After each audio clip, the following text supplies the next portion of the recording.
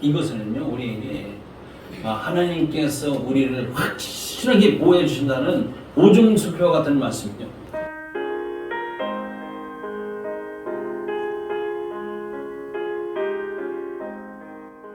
성경 스가랴서 2장 1절에서 5절까지 말씀입니다. 약 1314페이지에 스가랴 2장 1절에서 5절 말씀을 제가 공독해 드립니다.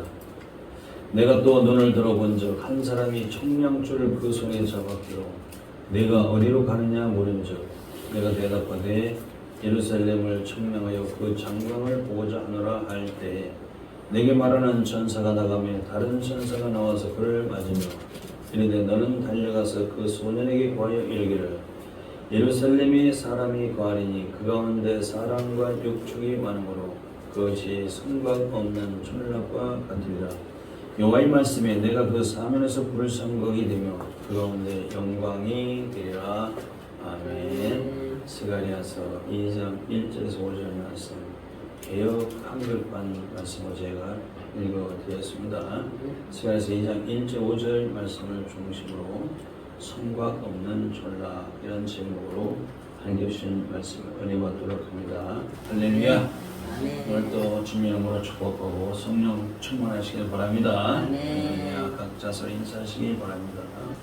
자, 오늘 본문 스가랴서가 굉장히 성도들 읽으면은 목사님도 마찬가지지만은 굉장히 어려운 책이라고 해요. 성경이 어렵습니다. 뭐 그냥 읽으면 뭐 쉬운 얘기 같은데 굉장히 어려운 부분이 상당히 많아요. 이 스가랴서가 굉장히 어려운 성경책이라고 합니다. 왜냐하면 하나님께서 굉장한 신비한 환상과 계시를 많이 주셔요. 그래서 굉장히 어려우면서도 이 말씀을 깨달으면은 굉장히 또 재미가 있어요. 재미보다도 이 말씀이 깨달아지면은 잘 묵상이 되어지면은 이 성도들의 그 믿음이 한층 깊어지고 그리고 높아지고 진실해져서 정말로 차원 높은 그런 신앙생활을 하게 되는 말씀이 바로 스가랴서라고 합니다. 그래서 시작부터 스가랴에게 하나님께서는 기가 막힌 환상을 보여주시는데 잘 몰라요. 잘 묵상이 깨달아지지 않는데 그래서 시작부터 말얘기가 나옵니다. 홍마, 자마, 백마 이 말 그 환상을 보여주시고 또 두 번째로는 네 뿔과 네 공장이 뭐냐면은 우리 세상에서 최고의 기술자 공장이라고 합니다. 공장, 장인 그러지 않습니까? 요 네 뿔과 네 장인에 대한 그런 환상도 보여주셨죠. 이제 오늘 본문에서는 스가랴에게 세 번째 환상을 보여주시는데 스가랴가 보니까 손에 청량줄을 잡은 한 사람이 보여요. 이게 누구일까? 궁금하죠? 이 사람이. 대개는 뭐 목사님들 천사 이렇게 얘기를 하는데 천사라고 봐도 되고 우리는 예수님으로 보여요. 이게. 성경의 핵심은 예수님이거든요. 그냥 천사라고 해도 상관없고 근데 우리는 예수님으로 보는 게 좋습니다. 에스겔서 40장 3절에도 보면은 거기에도 또 환상이 나와요. 하나님께서 에스겔이 바벨론에서 포로 생활할 때 어느 날 에스겔이 기도하는 중에 하나님께서 에스겔을 이상 중에 성령으로 그를 어디로 데려가시냐? 그 예루살렘으로 데려가셔요. 그래서 에스겔이 예루살렘에 가서 보니까 그 놋같이 빛난 한 사람이 서 있는 것을 보게 돼요. 근데 놋같이 빛난 그 한 사람이 손에 뭘 들고 있어요. 또 삼줄과 청량하는 장대를 들고 있는 모습을 보았죠. 그래서 하나님은 그 에스겔에게 그때 뭐라고 했습니까? 너는 눈으로 보고 귀로 듣고 마음으로 생각해보라 그랬어요. 우리가 그래요. 이 하나님의 말씀을 눈으로 보지 않습니까? 그리고 귀 와서 또 목사님 말씀 귀로 듣지 않습니까? 그래서 마음으로 생각을 봐야 돼요. 깨달아야 된다 그 말이죠. 자, 오늘 본문 스가랴는 예루살렘에서 태어난 사람이 아니에요. 바벨론에서 그 조상들의 아버지 부모가 바벨론 노예로 살 때 거기서 태어난 사람이기 때문에 예루살렘에 대해서는 잘 몰라요. 그렇죠? 미국에서 태어난 자식이 대한민국 서울에 대해서 잘 알 수 있겠습니까? 모르죠. 스가랴는 그래요. 그래서 스가랴는 청량줄을 손에 잡은 그 한 사람에게 물어봅니다. 도대체 어디로 가는 겁니까? 어디로 가서 뭘 하시려고 그러십니까? 물어보니까 그 한 사람이 대답하되 예루살렘을 청량하여 그 장광을 보고자 하노라 그랬어요. 청량이라는 말이 나오는데 우리에게는 청량이라는 말이 좀 친숙하죠, 그렇죠? 청량이나 청량이나 마찬가지인데 이제 청량이라는 겁니다. 장광이라는 것은 개혁개정편에는 너비와 길이 그것을 장광이라고 합니다. 이것을 재보려고 한다. 그런 얘기를 대답해 주는데 보니까 그래서 이 청량이라는 말이 아까 말씀드렸지만은 무엇을 척이라는 말이 자척이에요. 자란 얘기죠. 우리 알죠? 한번 하셔요. 양을 헤아릴 양이고 자로 무엇을 재본다 그 얘기예요. 청량이. 청량도 뭡니까? 청량도 똑같은 얘기예요. 제일 적자. 청량기사 청량하지 않습니까? 그 청량 똑같아요. 재본단 말이에요. 길이를 넓이를 재보고 헤아리는 것을 청량이라는 것인데 오늘 본문은 청량이라고 했으니까 그냥 청량이라고 들으시면 됩니다. 그래서 청량을 하러 어디로 가느냐? 예루살렘으로 간다 그랬단 말이에요. 그러면은 하나님께서 그 예루살렘의 그 길이와 그 폭이 넓이와 길이를 모르셔가지고 그 천사를 통해서 재보라고 하셨을까? 하나님이 어떤 분이신데 전지전능하신 하나님 믿으시기 바랍니다. 모두 다 알고 계시는데 그 뭐 예루살렘 그 길이가 얼마고 뭐 폭이 얼마고 이걸 몰라서 재보라고 하시는 것은 아니겠죠. 자, 당시에 그랬는데 이제 똑같습니다. 하나님은 저와 여러분들 한 택한 백성들의 무엇을 재보고 달아보셔요.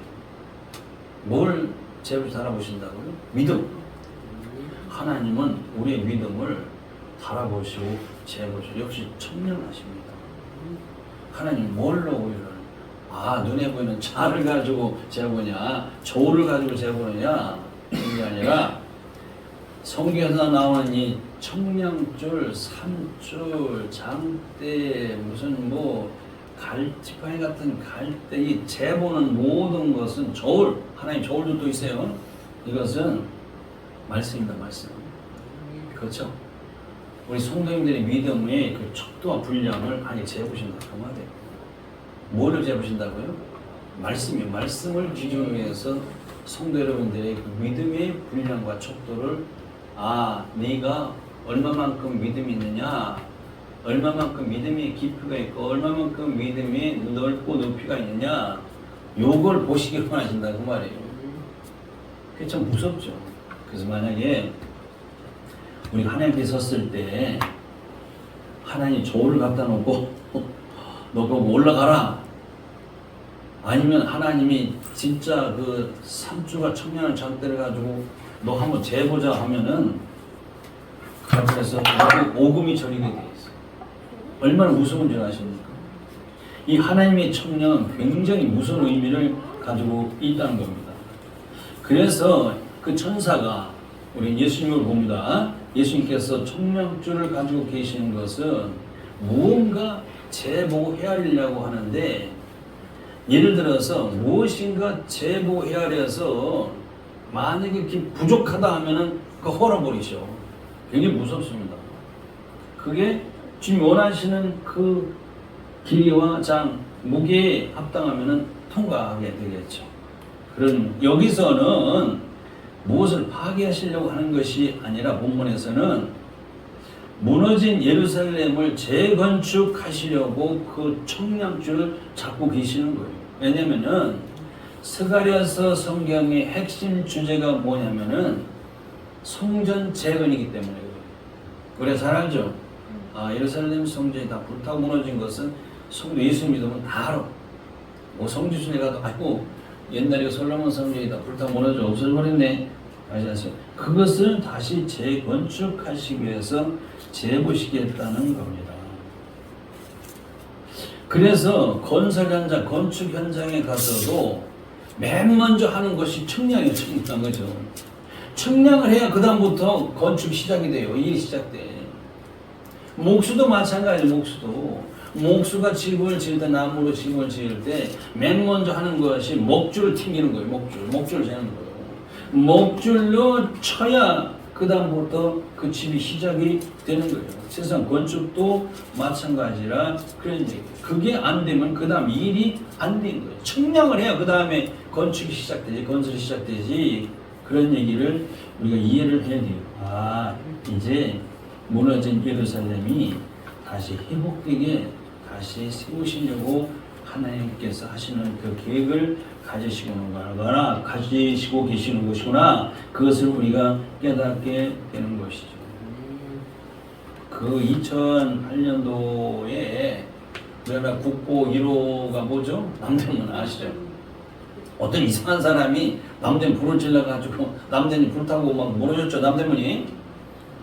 그때 그 남대문을 다시 세우기 위해서는 그냥 현찰을 목수 봐서는 안 됩니다. 그거는 국보이기 때문에 거기는 목수 중에 최고 기술자인 대목장이 가서 목줄을 치기 시작하면 그때 그 남대문이 다시 건축이 되는 거예요. 주님이 최고의 목수예요. 예수님께서. 최고의 건축자인 것을 우리가 깨닫게 되지 않습니까? 그와 똑같은 의미를 가지고 있다고 말이에요. 우리는 성경에서 자주 나오는 늘 입버릇처럼 얘기하는 예루살렘 하는데 이스라엘 비행기 타고 가면 그 예루살렘 있는데 가봐야 뭐 별 볼 일도 없어요. 그죠? 뭐 아주 지금은 막 전쟁이 일어나가지고 하마스 전쟁이 아주 뭐 형편이 말할 수 없는 형편이 되는데 가봐야 그럼 성경에 말한 이 예루살렘 도대체 우리에게 왜 중요하냐 그 말이에요. 별 볼 일도 없는데 가봐야 옛날에 그 모든 성지 주님이 행하셨던 그런 것을 보기 위해서 가긴 가는데 예루살렘 왜 중요하냐면은 예루살렘은 거룩한 터예요. 그죠? 그 뜻이 왜 거룩하냐면은 거기에 하나님의 성전이 있었기 때문에 거룩한 거예요. 이 세상에서는 거룩한 곳이 없습니다. 이 죄악된 세상 어디가 거룩한 곳이 있겠어요? 없어요. 그런데 거룩한 곳이 있어요.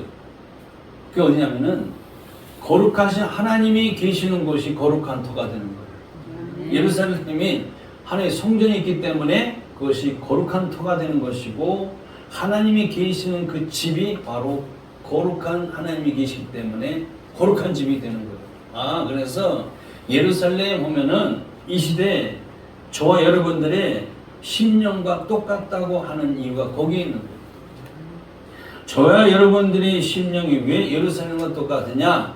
바로 이 시대에 고린도전서 3장 16절 너희가 하나님의 성전인 것과 하나님의 성령이 너희 안에 거하시는 줄 알지 못하느냐 알으라 그랬단 말이에요. 그렇구나. 하나님 어디 계시냐? 천국에 계시긴 계시는데 이 세상에 어디 계시냐? 바로 교회에 계시는데 교회는 건물이 아니라 이렇게 성도들의 모임이 교회이고 바로 성도 자신이 교회가 되는 거예요. 성도들의 심령 성전에 주님이 계시니까 우리 심령이 바로 예루살렘과 똑같구나 그렇게 얘기하는 겁니다. 그래서 우리 심령에 하나님의 성전이 세워진 것을 분명히 가르쳐 주시죠. 우리 마음속에 있는 하나님의 성전은 어떻게 세워질까? 에베소서 2장 22절을 보세요. 에베소 2장 22절에는 너희도 성령 안에서 하나님이 거하실 처소가 되기 위하여 예수 안에서 함께 지어지느니라. 할렐루야. 누구와 함께? 예수님과 함께 내 심령의 성전이 세워지는 거예요. 그래서 사람들이 혼자 그 심령 성전을 세울 수가, 설사 세운다 해도 시편 127편 1절에 뭐라 했습니까? 여호와께서 하나님께서 집을 세우지 아니하시면 세우는 자의 수고가 헛되며, 그 얘기예요. 저 눈에 보이는 아파트 뭐 단독주택 뭐 이렇게 빌라 이런 거 짓는데 하나님이 함께 짓지 않으면 수고가 헛되다, 그런 얘기가 아니에요. 그거는 기술자들이 짓는 것이고 하나님 아니도, 이 말씀은 믿는 우리 성도들의 심령 속에 심령 성전이 세워지는데 예수님 혼자 세우는 것도 아니에요. 우리 믿음을 통해서, 그렇죠? 주님 내 안에 모셔 들어가지고 주님과 함께 세워야 된다는 사실을 우리 가르쳐주고 있는 겁니다. 이제 하나님께서는 무너진 예루살렘을 다시 세우려고 한 사람을 보내신 것 같이 무너져버린 우리 황폐된 우리 심령, 그렇죠? 우리 심령을 다시 세우시려고 오직 유일하신 그 구세주 예수님을 이 땅에 보내시는데, 뭘 가지고? 말씀을 가지고, 청량주 말씀을 가지고 이 땅에 오신 것을 우리에게 보여주시는 거예요. 이걸 우리가 알아야 되겠죠.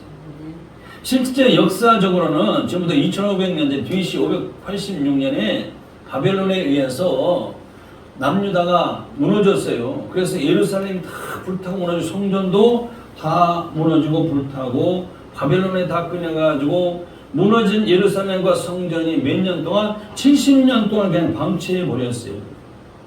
그렇죠? 근데 그 무너진 예루살렘을 다시 세우시려고 하나님께서 보내셨다, 그 말이죠. 그래서 그 무너진 예루살렘을 다시 세워지는 것을 새 예루살렘이라고 합니다. 근데 새 예루살렘 오면 목사님들 교회에서 되게 뭐라고 그래요? 천국만 생각하고 있어. 옛 예루살렘이 무너졌는데 그것을 바벨론에서 다시 돌아와서 수르바벨과 뭐 학계론 선지자들이 다시 돌아오지 않습니까? 돌아와서 그 성전과 그 예루살렘 다시 회복하는 것, 이 새 예루살렘 바로 그런 의미를 가지고 있는데, 이게 중요해요. 이게 이 일이 뭐냐면은 먼 훗날 신약 시대가 올 것을 우리 가르쳐 주시고, 신약 시대 예수님께서 오셔서 우리 무너진 성도의 심령을 다시 회복시켜 주시며, 저와 여러분들처럼 예수를 믿는 자에게 그 심령 성전을 다시 세우시려는 주님의 계획을 이렇게 2500년 전에 스가랴를 통해서 미리 우리에게 보여주신 것을 우리가 이제 깨닫게 되는 거예요. 믿으시기 바랍니다. 이게 그래서 너무 중요한 거예요. 그때 그 사건이라면 우리가 하나도 안 중요해. 근데 이 일이 바로 우리 일이 되기 때문에 너무 중요하다고 말이에요. 이제 하나님께서 무너지고 황폐한 예루살렘을 다시 세우시려고, 그래서 그 청량줄을 가지고 넓이와 길이를 그 폭을 재부시켰다니까 이스라엘 백성들은 너무 좁아. 그렇죠? 바벨론에서 돌아온 이스라엘 백성들은 아무런 게 없어요. 힘이 없어. 그래서 그 예루살렘을 다시 그들의 힘으로 더불어 세울 수가 없다 그 말이에요. 그런데 예수님께서 오셔가지고 그 무너진 예루살렘과 성전을 다시 세워주시려고 청량까지 해주시니까 얼마나 기쁘겠습니까?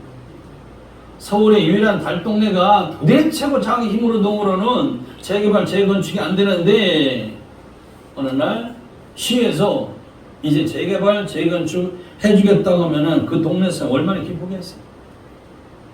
서울의 그 유명한 대치동 재건축을 몇 년 전서부터 했다고요? 20년 전서부터 했는데 자기들 힘으로는 이게 도저히 안 돼. 그런데 이번에 20년 만에 서울시 의회에서 재건축 심의가 이제 통과가 됐다. 그래서 이제 다시 또 재건축이 시작되게 된다니까 그들은 정말 신바람이 나죠. 그런 것을 우리가 연상해 보는데, 예수님께서 이스라엘 백성이 다시 예루살렘 회복하고 성전 회복할 수는 도저히 없는데 예수님께 오셔가지고 그것을 다시 또 재건축하고 청량까지 해주니까 얼마나 기쁘냐 그 말이에요. 우리가 그래, 우리가 이 무너진 심령 성전 우리 혼자 세우는 것은 불가능해요. 아까 말씀드렸잖아요. 시편 120편 바로 그 얘기예요. 여호와께서 집을 세우지 아니하시면 지금 세운 자의 수가 헛되다 그런 얘기죠. 그 에베소 2장 22절에 어떻게 지라고 그랬어요? 너희도 성령 안에서 하나님이 거하신 처소, 이게 성전입니다. 처소를 세우기 위하여, 되게 하기 위하여 예수 안에서 함께 지어져 가느니라. 할렐루야. 아, 그래서 그런 말씀이었구나. 우리 심령 속의 심령 성전을 주님께서 오셔서 내 심령 안에 내 믿음을 통해서 하나님의 성전을 세워주셨다니까 우리는 얼마나 또 신바람이 납니까? 이게 복음이에요. 이게 바로 굿뉴스, 이게 바로 기쁜 소식인 걸 믿으시기 바랍니다. 이것보다 더 기쁜 소식이 어디 있어요? 아까 말씀드렸죠. 달동네가 도대체 개발이 안 되고 재건축이 안 되는데 시에서 진짜 재개발 재건축하겠다면 그 사람들 얼마나 기쁘고 시방하겠습니까? 똑같아요. 우리 황폐된 무너진 우리 심령을 타복한 심령 속에 주님께서 오셔서, 그렇죠, 우리 심령에 하나님의 성전을 다시 세워주겠다고 오셨으니까 얼마나 기쁜. 예루살렘을 다시 세우고자 하는 것은 누구의 의도대로? 예수님의 의도대로 되어진다는 겁니다. 그래서 모든 공사는, 나무는 목수장의 의도대로 되는 것이고, 철은 대장장의 의도대로 되는 것이고, 돌은 석수장의 의도대로 하는 거예요. 하나님은 누구라고 했어요? 토기장이 하나님이시라고 했지 않습니까? 그러니까 예루살렘을 회복시키고 예루살렘 성 다시 재건축 회복시키는 것은 누구의 의도대로? 하나님 의도대로 된다는 말이죠. 이게 바로 하나님의 절대적인 주권에 의해서 되어진다는 사실을 우리 가르쳐주고 있습니다. 다시 말하면 신약시대에 오신 예수께서 하나님 택한 백성들 부르시고 구원하심이 주님께 달려 있다는 것을 믿으시기 바랍니다. 그래서 주님이 저 사람을 구원시키려는데 언제 어디서 어떻게 구원을 시킬 것인가, 이게 바로 사람에 달려있는 것이 아니라 주님께 달려 있다는 말씀입니다. 그래서 예루살렘을 세운다는 의미가 뭐냐면은 오늘 우리에게는 예수님께서 이스라엘에 오셔가지고 하나님이 그 잃어버린 양 같은 우리 택한 백성들을 하나하나씩 때를 따라서 불러주셔가지고 복음 안으로, 교회 안으로 들어오게끔 불러주신 것을 의미한다, 그런 얘기죠. 이 일이 중요하지 않습니까? 근데 그 당시에는 별로 중요치 않아요, 우리. 그래서 이런 모든 일은 전적으로 주님께 달려 있다는 말씀입니다. 그래서 어떤 일은 물어보니까 난 모태신앙이에요. 엄마 복중에서부터 불렀어. 어떤 일 보니까 나 주일학교 때부터 예수 믿었는데, 어떤 사람 나 군대 가서 예수 믿었어. 어떤 사람은 나 중년, 어떤 사람은 나 노년. 그런데 어떤 사람 임종 직전에, 중환자 임종 직전에 또 목사님 부르셔, 가정을 부르셔가지고 수비병대나, 그래서 거기서 마음으로 믿게 하고 입으로 시인해서 그 예수님도 구원받게 해요. 그렇죠? 다 다르단 말이에요. 각 사람마다 다 달라. 이 일은 누가 하시느냐? 사람이 하는 것이 아니라 이 일은 어디까지나 청량줄을 잡고 계신 예수님의 소관이라 믿으시기 바랍니다. 그런 의미를 가지고 있죠. 이 3절에 보면 스가랴에게 대답하되 말하던 천사가 나가고 다른 천사가 임묵이다는, 천사가 나오잖아요. 천사가 대답하더니 그 천사가 나가고 또 다른 천사가 또 들어.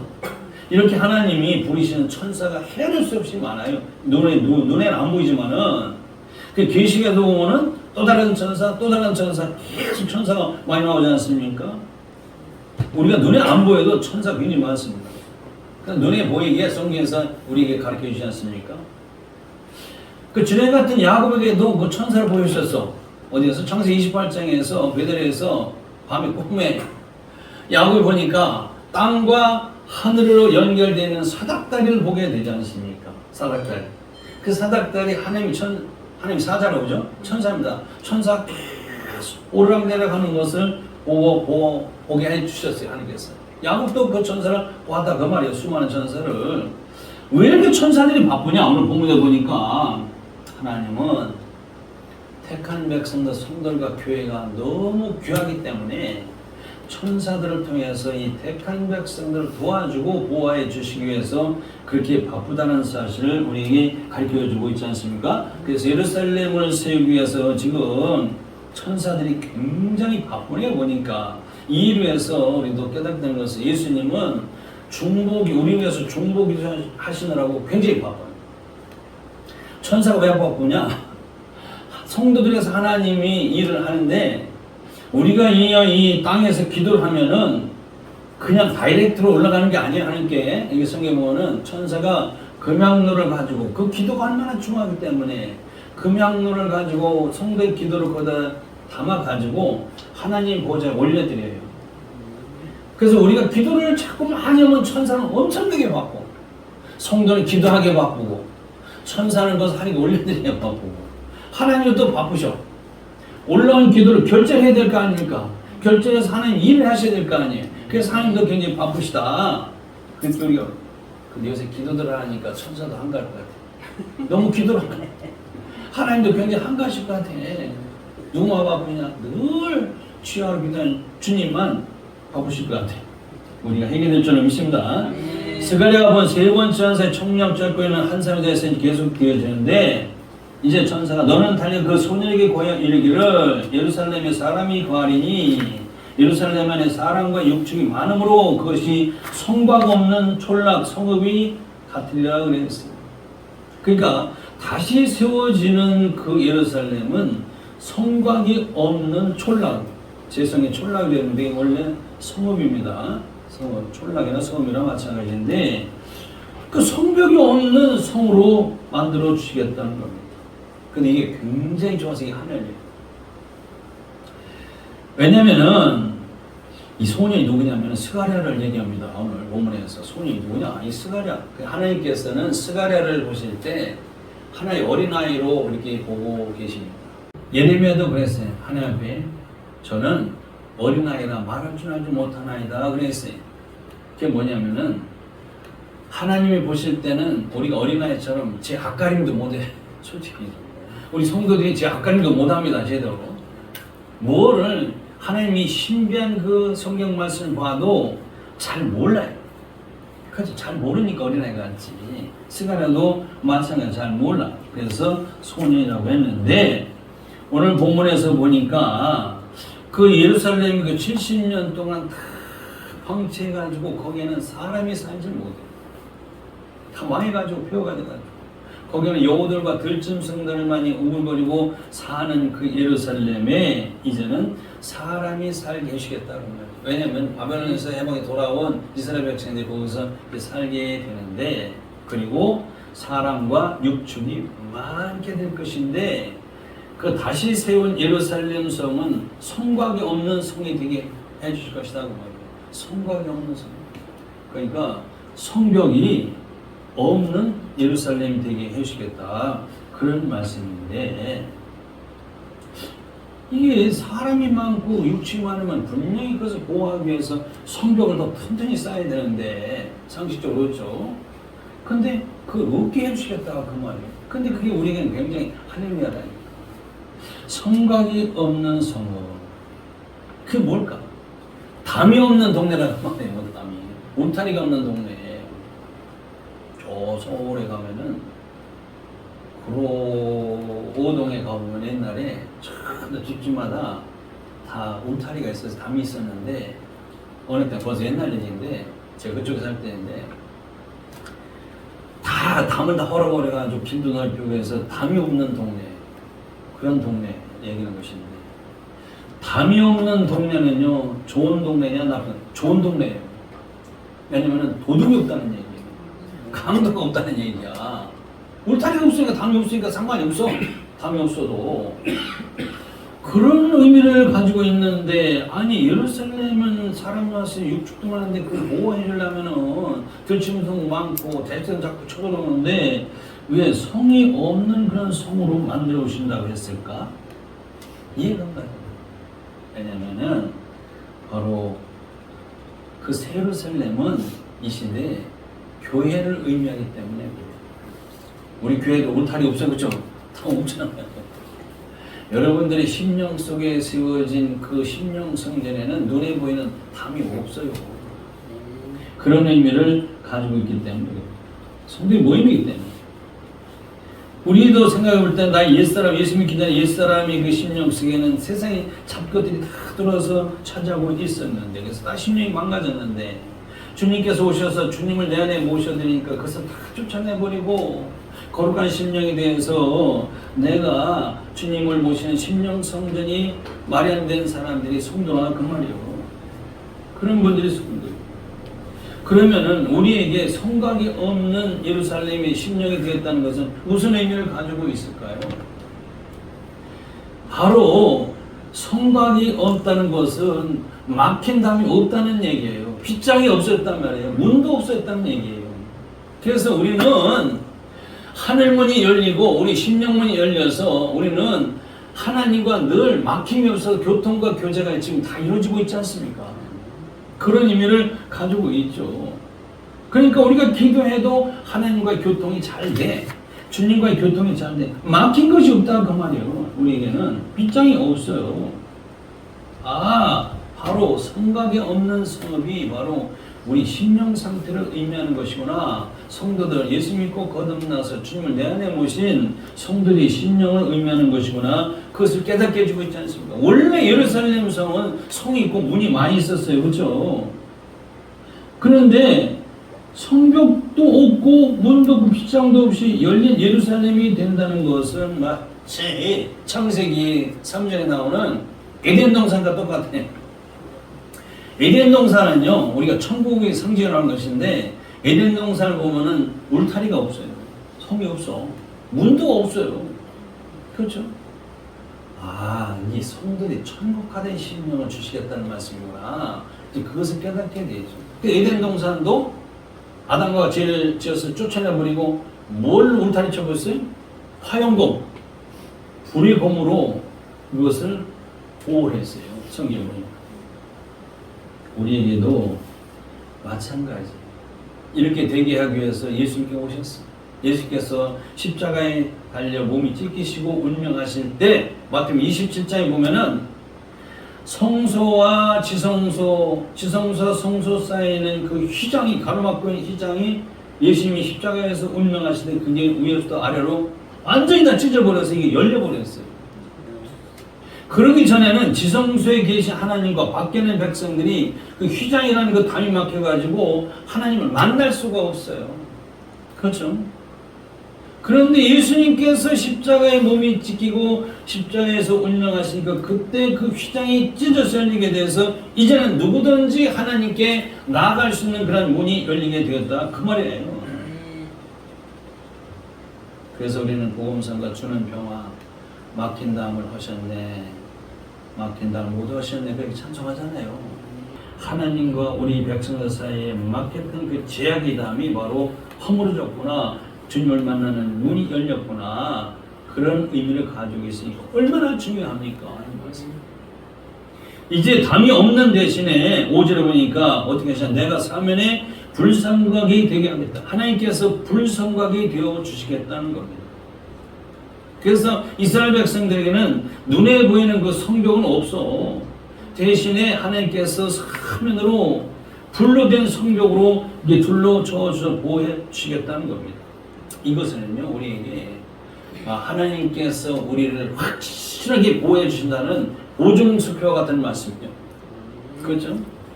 다시 말씀드려서 성령의 불로 담을 쳐 주시겠다는 말씀입니다. 그런 일이 어디에 있죠? 열왕기 6장에 보면은 그런 얘기가 나와요. 열왕기 6장에 보면은 아람 나라 왕이 이스라엘을 치려하는데 번번이 전쟁 때마다 실패를 해요. 누구 때문이냐? 엘리사 때문에 그래요. 엘리사가 이미 다 알아. 하나님 영감 주셔가지고 아람 왕이 언제 어디로 쳐들어온다는 걸 알기 때문에 절대 이길 수가 없어. 그래서 엘리사를 죽여야 되겠구나. 그래서 어느 날 엘리사가 도단성에 머무르고 있다는 소식을 들었어. 그래서 아람 왕이 그 수많은 그 아람 나라 군대를 도단성으로 보내니까 도단성을 다 포위를 했어.